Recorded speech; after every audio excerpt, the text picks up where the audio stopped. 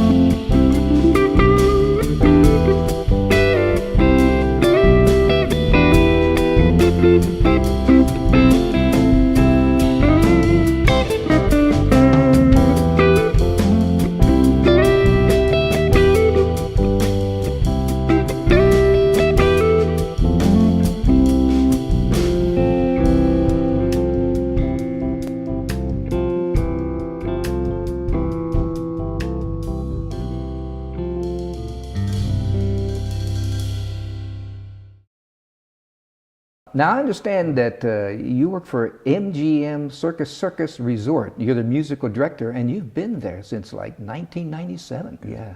So how did you get the gig? I know everybody wants to know, how did you get a gig like that? Yes. It used to be organ and drums.